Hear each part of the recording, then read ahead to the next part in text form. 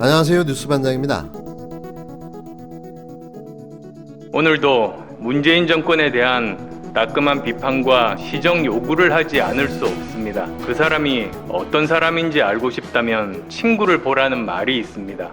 저는 여기에 하나를 덧붙이고 싶습니다. 사람을 알고 싶거든 그 사람이 쓰는 사람을 보라고 말입니다. 대통령의 친구인 울산시장은 어떤 혐의를 받고 있습니까? 대통령을 형이라고 불렸다던 금융계의 황태자 유재수는 지금 어디에 있습니까? 대통령이 마음에 빚이 있다는 전임 법무부 장관은 법정에서 어떤 간교함을 보여주었습니까? 그 뒤를 이은 현 법무부 장관은 지금 무슨 소설을 쓰고 있습니까? 대법관에서 물러나고도 뻔뻔하게 선관위원장 계속하겠다는 사람에 대해 청와대와 여당은 왜 한마디 말도 없습니까? 한나라의 법무부 장관 자리에 특권의 황제를 뒤이어 반칙의 여왕이 앉아있는 희대의 상황을 우리는 지금 분노 속에서 목도하고 있습니다. 캐도 미담만 나와야 할 정권의 핵심 고위 공직자들에게서 까도 의혹만 나오는 이유가 무엇입니까? 특권의 황제 조국, 반칙의 여왕 추미애. 문재인 정권에는 그렇게 사람이 없습니까? 지난 10일 국민의당 최고위원회의에서 안철수 대표의 모두 발언이었습니다. 저는 무슨 저주와 악담을 랩으로 하는 줄 알았는데요. 안타깝지만 안철수는 이제 철수해야 하지 않겠습니까? 무슨 미련이 남아서 저러고 앉아 과대망상적 헛소리를 10분 넘게 읊어대고 있는 걸까요? 물론 듣기 싫어 중요한 부분만 편집했는데요. 나중에는 무슨 소리를 하고 싶어 하는지조차 알 수가 없었습니다. 질투의 화신이 되어버린 안철수의 이런 모습은 현실에서의 자신을 인정하지 못한 발로의 자기 표현일지도 모릅니다.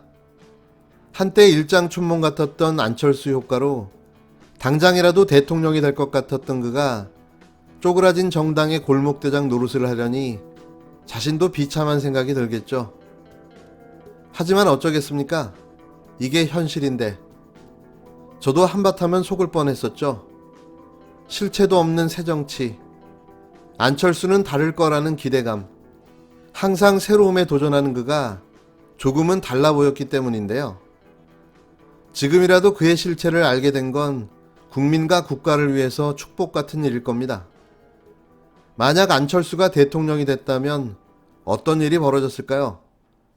생각만 해도 잠이 오지 않습니다.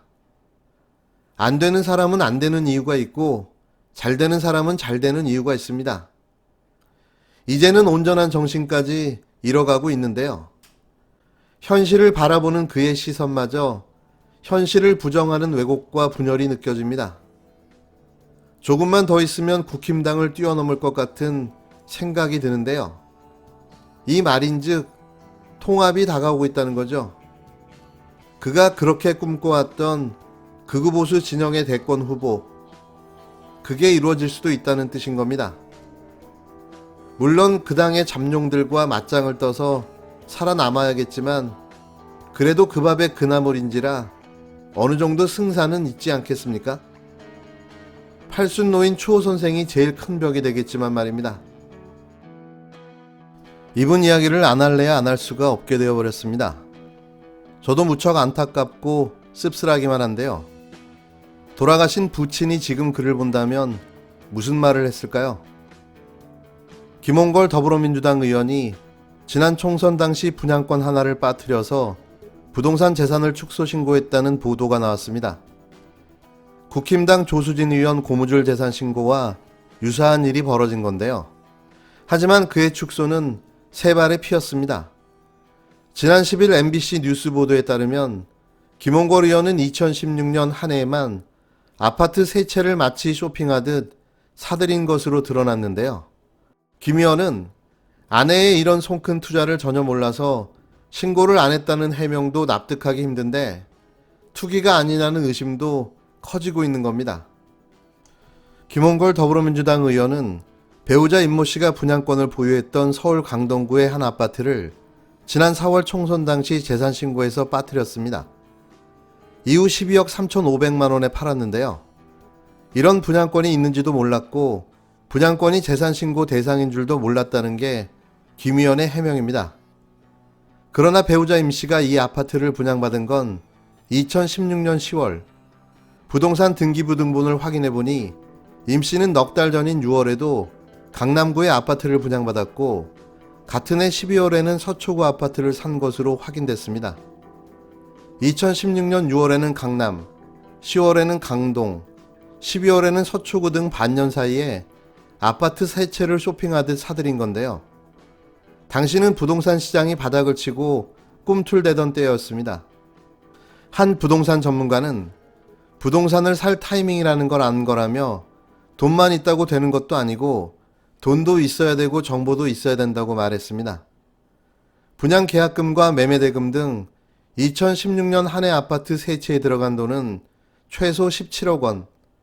큰 돈이 들어가는 투자 내용을 부부 사이에 공유하지 않았다는 건 납득하기 힘든데요. 재산 신고에서 누락된 분양권을 처분한 시점은 올해 2월. 다주택자 논란이 한창이던 때인 겁니다. 공천에 불리하지 않도록 일부러 분양권을 숨겼다 총선 직전 판 것으로 의심되는 대목인데요. 김원걸 의원 측은 이에 대해 배우자가 이미 처분 계획이 있었다고 해명했고 또 올해 7월 당선인으로 재산 신고할 때 배우자의 현금이 많이 늘어났길래 그제서야 분양권을 팔았다는 걸 알았다며 4년 내내 분양권 존재를 몰랐다고 해명했습니다. 투기성이 짙다는 지적에 대해서는 두 아들에게 삶의 기반을 마련해주고자 했다며 투기가 아니라고 밝혔는데요. 누락된 분양권은 2배로 뛴 가격에 팔렸습니다. 또 다른 분양권은 전세를 끼고 20대 아들에게 증여했는데요. 마찬가지로 가격이 2배로 뛴 거죠. 총선 재산신고 당시 서울에만 집 4채를 보유한 것으로 확인된 다주택자는 김홍걸 의원과 무소속 양정숙 의원 2명뿐인데요. 민주당도 김홍걸 의원에 대해 공천 과정에서 왜 이런 사실이 누락됐는지 또 이런 자격이 없는 사람이 공천을 어떻게 받을 수 있었는지를 해명해야 합니다. 조수진 의원만을 비판할 문제가 아니라고 생각되는 건 저만 하는 생각은 아닐 겁니다. 이런 상황은 정말 안타깝지만 분노감이 더 큰 건 부정할 수 없는 사실이기 때문이죠. 이게 뭡니까 쪽팔리게.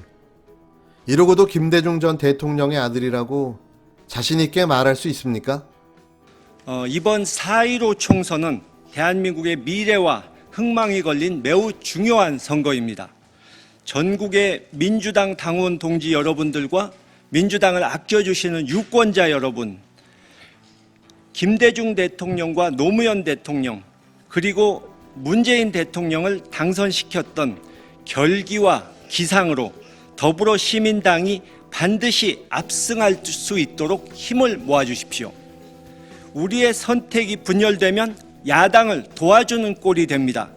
이는 문재인 정부의 발목을 잡고 우리의 삶을 힘들게 만들 것이 자명합니다. 민생당 그리고 열린우리당 후보들이 총선 이후에 합당을 운운하면서 혼란스럽게 하고 있습니다. 이는 명백히 민심을 현혹하여 그들의 정치적 이익을 챙기기 위한 꼼수입니다.